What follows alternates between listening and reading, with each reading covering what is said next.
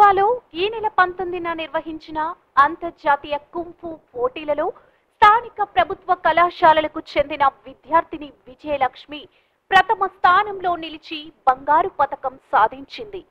ఎన్నో ఆర్థిక ఒడిదుడుకులను అధిగమించి అంతర్జాతీయ స్థాయిలో బంగారు పతకాన్ని సాధించిన తన విజయం వెనుక తల్లిదండ్రుల మద్దతుతో పాటు తన గురువుల ప్రోత్సాహం ఉందని తెలియజేసింది. మేడంతో పాటు మా ప్రిన్సిపల్ కూడా చాలా ఎంకరేజ్ చేస్తుంది. ప్రతి దానికి ఎంకరేజ్ చేసేది మా ప్రిన్సిపల్. డబ్బులో గానీ ఏ రూపంలో అయినా సరే ముందుకు పంపిస్తుంది మా ప్రిన్సిపల్ గారు. తనకు మా అమ్మకంటే ఎక్కువ చూసుకుంటది అనుకోండి. హిందీ మేడం కూడా మేము నడుచుకుంటా వస్తూ పోతుంటే మాకు సైకిల్ కొనిచ్చింది మా హిందీ మేడం కాలేజ్. అట్లా అందరూ ఎంకరేజ్ చేసుకుంటా ఇంతవరకు వచ్చినాం సార్. ఇదే కాకుండా ఇంకా పై పెద్ద స్టేజ్కి వెళ్ళి నాలాంటి వాళ్ళకు 20 మందికి నేను చెయ్యాలనుకుంటాను అనుకోవాలి. అది అంతే. మాణిక్యం సార్ కూడా మాకు డబ్బు పరంగా చేసారు సార్. స్పాన్సర్ చేసి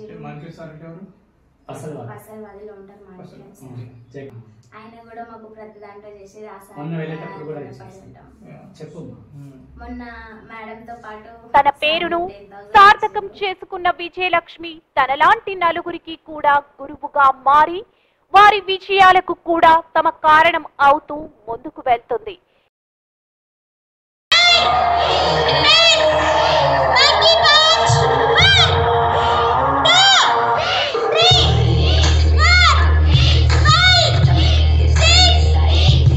యుఏఈలో ఆగస్టు 2, 3, 4 తేదీలలో జరగబోయే ఇండో యుఏఈ ఇంటర్నేషనల్ గేమ్స్ 2024లో తను కూడా పాల్గొంటుంది. ఈ గేమ్స్ లో కూడా విజయం సాధించి భారతావనికి మరొక బంగారు పతకం తీసుకురావాలి అని, దీనికి అందరి ఆశీర్వాదం అందించాలని కోరుతున్నాము.